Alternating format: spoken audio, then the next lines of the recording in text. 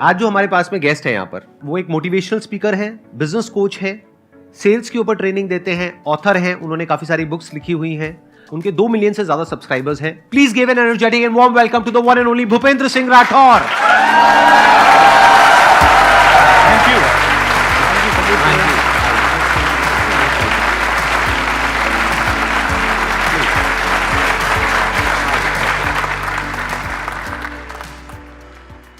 बहुत कम लोग होते हैं जो जिंदगी में आगे बढ़ते हैं, और उनमें से भी बहुत कम लोग होते हैं जो अपने से नीचे वालों को आगे बढ़ाते हैं। आई थिंक उनमें से एक संदीप सर है।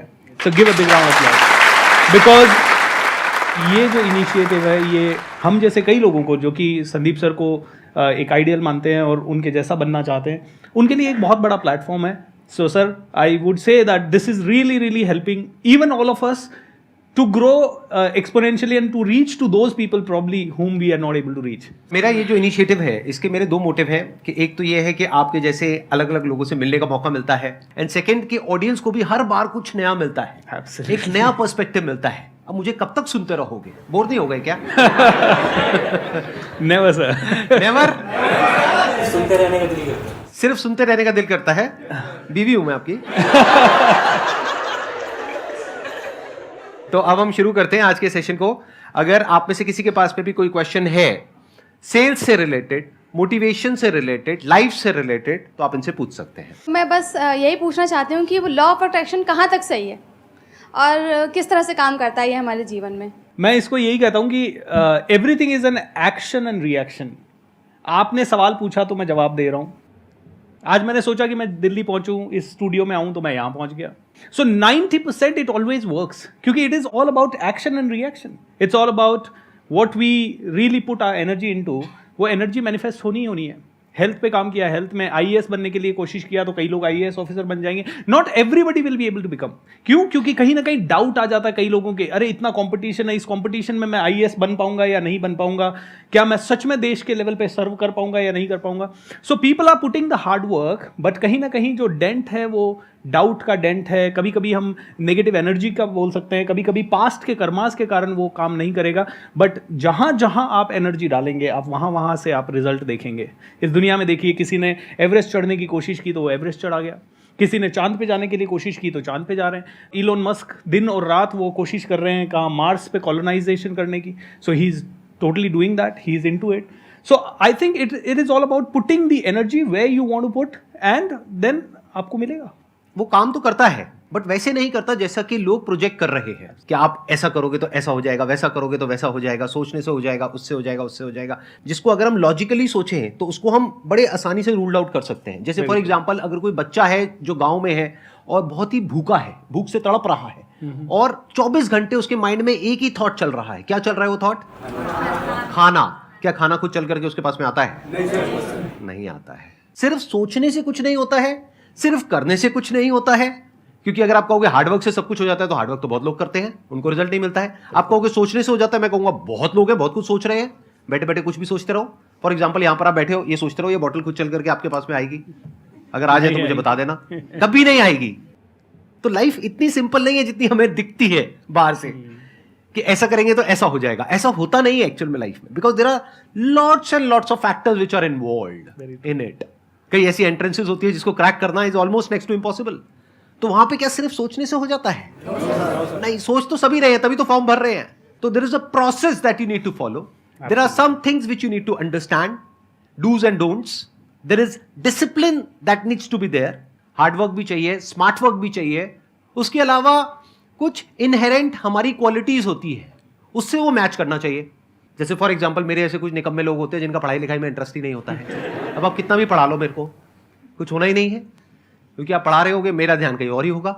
लेकिन हाँ, कोई ऐसा काम कराओगे जिसमें मेरा इंटरेस्ट है, जैसे फोटोग्राफी, वो मैं कर सकता हूं 12-12 घंटे। तो there are lots and lots of factors involved in life, जिसके बेस पे या तो सक्सेस मिलती है या नहीं मिलती है।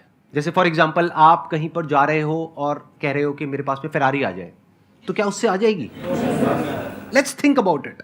उससे क्या होगा? आपको चारों तरफ फेरारी दिखने लग जाएगी। Very true. क्योंकि आपका माइंड वहां पे चला गया है। तो आप रोड पे जाओगे, जहां भी जाओगे आपको फेरारी दिखेगी। और हो सकता है इस लालच की वजह से, ये जो आपके अंदर ग्रीड आई फेरारी की, आप डिजर्व तो करते नहीं हो, कोई इंसान आए, वो आकर के कहे तुम्हें क्या चाहिए, अब आपके माइंड में क्या घूम रहा है 24 घंटे? फेरारी। कौन से कलर की चाहिए? रेड। कब चाहिए? अभी चाहिए। अभी पागल हो क्या? मे बी 5 साल बाद। ऐसी तो बोलते हैं ना कि गोल सेटिंग करो, 5 साल बाद आपने ये तीनों चीज अपनी बता दी, अब आपने अपनी डोर उस इंसान के हाथ में दे दी है, वो आपको जैसे चाहे वैसे नचा सकता है। ये देखो, ये रास्ता है। आप कहोगे oh my God, I was thinking about it and I got it. I got it. मेरे को मिल गया वो रास्ता जो चाहिए था, जबकि वो रास्ता है उसकी फेरारी का। आपकी आए ना है, उसकी पक्का आएगी। 100%। हो सकता है आपकी मारुति बेचनी पड़ जाए आपको।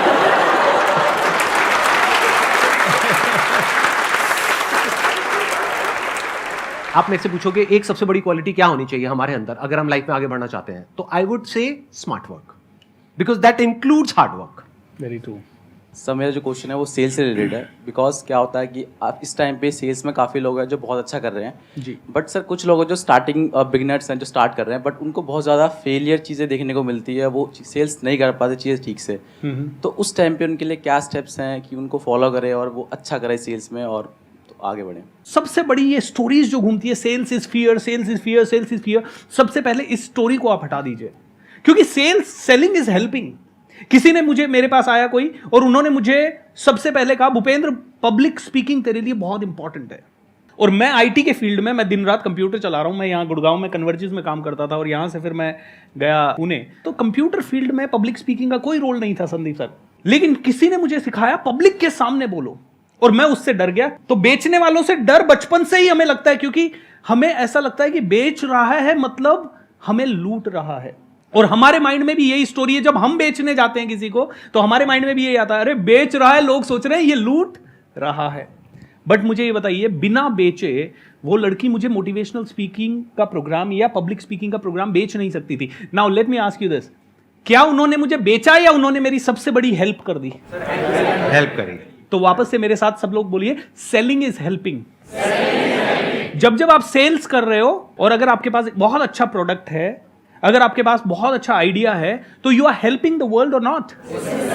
तो सबसे पहली फीलिंग होनी चाहिए जब भी आप सेल्स करने जाओ, that I am helping the world. But yes, only you need to ensure that your motto should not be just to fill your family or your money or your Ferrari.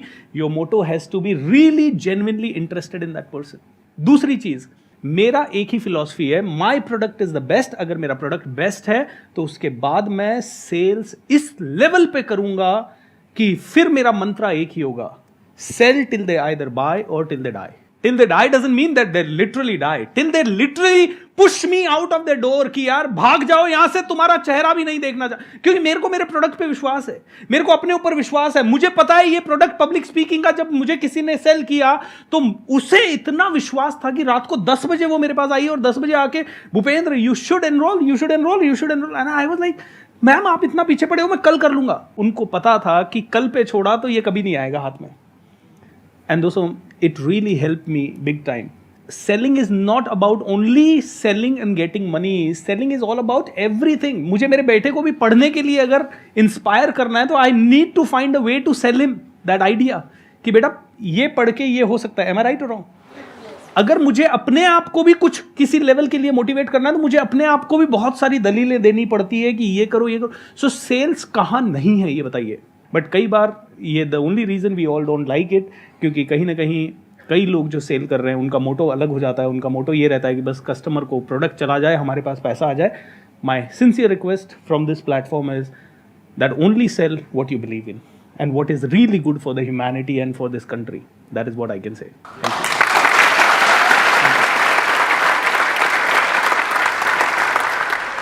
एक छोटी सी story सुनाऊं sir? Please. दोस्तों, मैं training के field में आया और मुझे पैसा कमाना भी नहीं आता था यहाँ पे आके, और कुछ भी करना नहीं आता था। तो 2017-18 में मैं बहुत बड़े लोन में चला गया था सर। और लोन में क्यों चला गया? क्योंकि मुझे बिजनेस करना नहीं आता था। I am the first generation businessman in my family. किसी ने सिखाया नहीं, सब तरफ से लोन ले चुका था मैं, बैंकों से ले चुका था, दोस्तों से ले चुका था।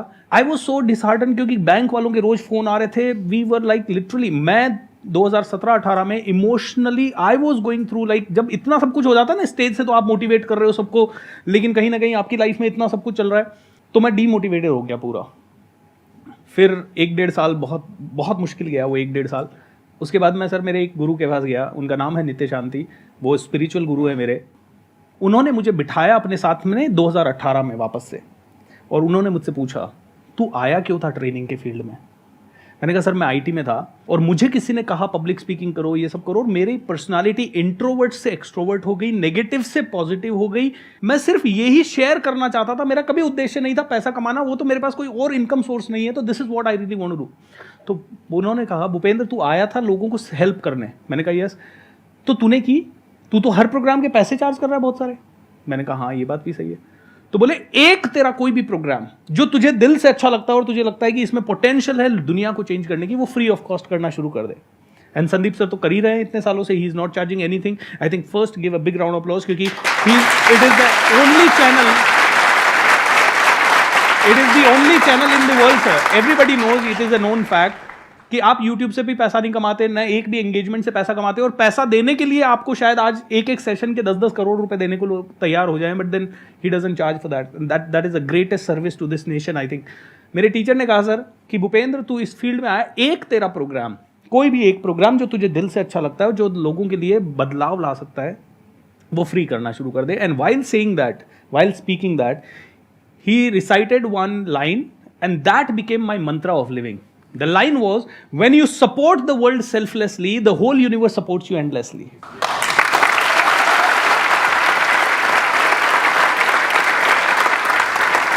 एंड दोस्तों 2018 में मैंने बस ब्लाइंडली सर वो मंत्रा फॉलो किया। मेरा एक प्रोग्राम होता था और वो मैं पहले चार्ज करके करता था, वो मैंने फ्री ऑफ कॉस्ट करना शुरू किया 4-5 सिटीज़ में। बड़ा मुश्किल था मेरे लिए, लोन में ऑलरेडी था बहुत सारा, लेकिन पता नहीं क्या हुआ, भगवान ने ऐसा हाथ पकड़ा उसके बाद गाड़ी ऐसी चली गई। Mantra was very simple, when you support the world selflessly, the whole universe supports you endlessly. इन्होंने 2 पॉइंट बोले सेल्स से रिलेटेड, और दोनों ही बड़े कमाल के पॉइंट हैं। एक ये कि सेल्स को सेल्स की तरह मत देखो, ऐसे देखो कि आप किसी की हेल्प कर रहे हो। आपको पहले खुद कॉन्फिडेंस होना चाहिए कि ये जो मैं प्रोडक्ट बेच रहा हूं या सर्विस बेच रहा हूं, क्या मैं खुद खरीदने को तैयार हूं, क्या मैं अपने माँ बाप को बेचने को तैयार हूं, या जो भी इंसान आपको सबसे प्यारा है इस दुनिया में उसको बेचने के लिए तैयार हो। अगर हां तो आगे बेचो। अगर आप कह देते हो नहीं मैं अपने घर वालों को तो नहीं बेचता, बाहर वालों को बेचने के लिए तैयार हूं, तो आप बेवकूफ बना रहे हो। किसको? खुद को भी और औरों को भी। ऐसा आदमी ना तो कामयाब हो पाएगा, और अगर हो भी गया तो उसमें और एक चोर उचक्के में कोई फर्क नहीं है। सुनने में कड़वा है लेकिन सच है। चोर उचक्के भी तो यही करते हैं, धोखा देते हैं ना लोगों को, तो ये धोखा नहीं है क्या? संदीप सर एक छोटी सी कहानी, प्लीज। आज मैं मोनिका जी से बात कर रहा था, संदीप सर की मैनेजर भी हैं, टीम मेंबर भी हैं, लीडर भी हैं, और उन्होंने कहा जब संदीप सर ने मुझसे इंटरव्यू लिया ना, तो मुझे तो पता ही नहीं था संदीप सर कौन है। तो मैं तो गई इंटरव्यू लेने के लिए, बैठ गई, और उन्होंने, संदीप सर ने ही मुझसे सवाल पूछा आप संदीप माहेश्वरी को जानते हो? उन्होंने कहा कि शायद मैं नहीं जानती। और मैं घर गई, मैंने मेरे बेटे को बताया, आज मैं संदीप माहेश्वरी के ऑफिस गई, मतलब मैंने ये इंटरव्यू दिया। मम्मा आप किससे मिल के आए? संदीप माहेश्वरी से। अच्छा संदीप माहेश्वरी, आप जानते हो आप किसको मिल के आए? नहीं मुझे नहीं पता। आपने क्या बोला? उन्होंने पूछा तो बोले कि मेरे को नहीं पता। अच्छा मेरे को नहीं पता, आपने ऐसा बोल दिया? अरे मम्मा आपने एक सेलिब्रिटी को बोल दिया कि आपको नहीं पता।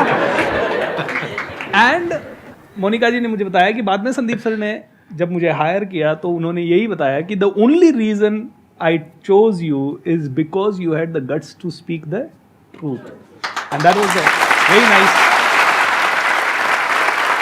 It's a real story. अभी मोनिका जी यहाँ पर मोनिका है, जी वहाँ है। आज तक आई थिंक मोनिका जी को कभी कैमरे में दिखाया नहीं है। दिखा दें आपकी परमिशन अगर हो तो।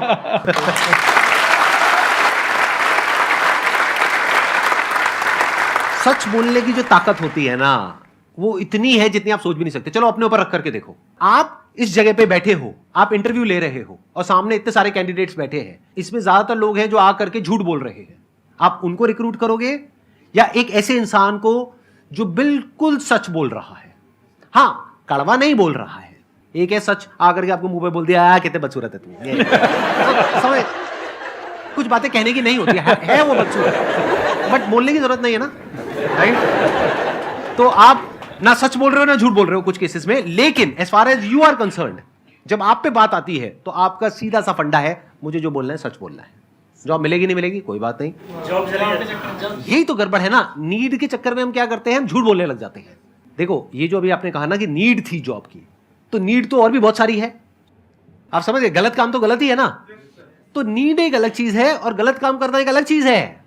कोई भी इंसान क्राइम करता है उसकी कोई ना कोई नीड होती है या कोई ना कोई डिजायर होता है, तो ये कोई जस्टिफिकेशन नहीं है झूठ बोलने का। तो कभी भी झूठ मत बोलो, सच बोलो। ये सेल्स की सबसे बड़ी क्वालिटी है जो हमको नहीं पता होती है। जब मैंने अपना करियर शुरू किया था एज अ फोटोग्राफर, तो मेरे में और बाकी सब में डिफरेंस ये था कि जब भी कोई किसी एजेंसी में जाता था कोई मॉडल बनने के लिए, तो वहां पर वो जाकर के क्या बोलते थे, हम आपको ये बना देंगे, वो बना देंगे, मुंबई भेजेंगे, इस स्टार के साथ में आपकी मूवी आएगी, ये देखो इनके साथ में अपनी फोटोग्राफ दिखाते थे एडिट करके, कभी इसके साथ में उसके साथ में ऐसे करके। वो नकली नहीं होते, तो ऐसे नकली भरे पड़े थे मार्केट में, जो आ करके आपको कुछ भी चढ़ा देंगे हवा में और बोलेंगे कि आपका ये हो जाएगा, वो हो जाएगा, वो हो जाएगा, हमको बस इतने पैसे दे दो, उतने दे दो, उतने दे दो। ऐसी मार्केट में जहां पर 90% से ज्यादा लोग बेवकूफ बना रहे थे, मैंने जाकर के सब कुछ सच बोल दिया कि जी कोई गारंटी नहीं है किसी भी तरह की काम की। क्या गारंटी नहीं है? बाकी सब तो गारंटी दे रहे हैं। सच ये है कि कोई गारंटी नहीं है, ये फॉर्म है, आप साइन करोगे।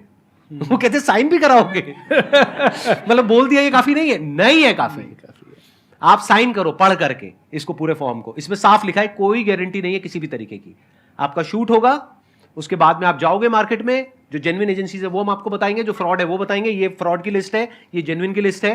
हो सकता है काम मिल जाए, हो सकता है ना मिले। अगर रिस्क ले सकते हो तो लो, नहीं तो रहने दो। Give a big round of applause.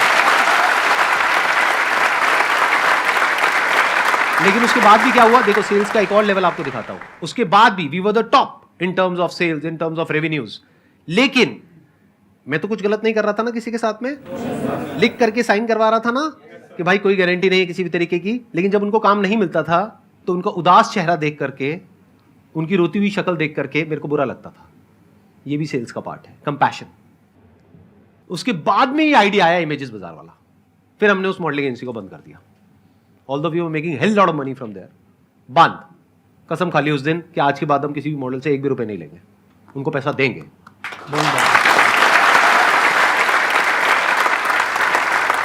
तो ऐसे जब हम सोचने लग जाते हैं ना, तो रास्ते अपने आप खुलने लग जाते हैं। सर मेरा सिंपल सा सवाल सर आपसे ये है कि कब कैसे डिफाइन करें कि हमें किन चीज़ों से फ़र्क पड़ना चाहिए और किन चीज़ों से फ़र्क नहीं पड़ना चाहिए?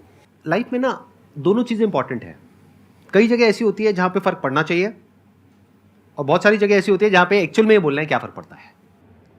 शॉर्ट टर्म में बहुत इंपॉर्टेंट आपको लग रहा है, लेकिन लॉन्ग टर्म में उसके लिए कोई जगह ही नहीं है, तो वहां पर क्या बोलना है अपने आपको, क्या फ़र्क पड़ता है। मतलब आपकी लॉन्ग टर्म विजन से वो कनेक्ट नहीं हो रहा है, जो भी आपकी लॉन्ग टर्म विजन है। जैसे मेरी जो लॉन्ग टर्म विजन है वो क्या है, वो सिर्फ ये नहीं है कि जो इंडिया में जो यूथ है उसको इंस्पायर करना, या दुनिया में जो अभी यूथ है उसको इंस्पायर करना। मैं आगे 100 साल आगे, 500 साल आगे, 1000 साल आगे तक देख रहा हूं। तो ध्यान से समझो कि जो आपकी बड़ी विजन है, जो भी आप लाइफ में एक्चुअल में अचीव करना चाहते हो, उससे जो कनेक्ट हो रहा है वहां पर बहुत फर्क पड़ता है। वहां पर कोई कॉम्प्रोमाइज नहीं है। उसको आप बड़ी विजन भी बोल सकते हो, लाइफ का मिशन भी बोल सकते हो। तो that mission is more important than कि शॉर्ट टर्म में इसको क्या फायदा हो रहा है, क्या नुकसान हो रहा है। तो उस मिशन को बचाए रखने के लिए अपने अंदर की जितनी भी बुराइयां हैं उससे मुझे लड़ना है। बाहर दुनिया में जो तैयार बैठी है मुझे नीचे गिराने के लिए, उनसे लड़ना है। दुनिया तो तैयार है, आप थोड़ा सा आगे तो बढ़ो, नीचे खींचने वाले अपने आप ही बहुत आ जाएंगे।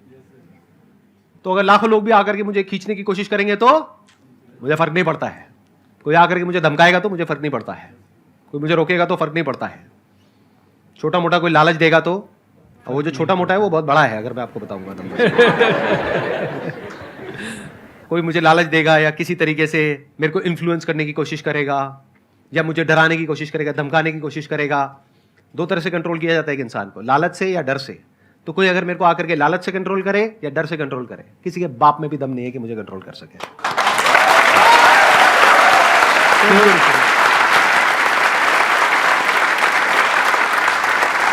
You got the answer. आपको आंसर मिल रहा है आपके क्वेश्चन का कि जो अपनी लाइफ की बड़ी विजन है उस पर फोकस करो, वहां फर्क पड़ना चाहिए।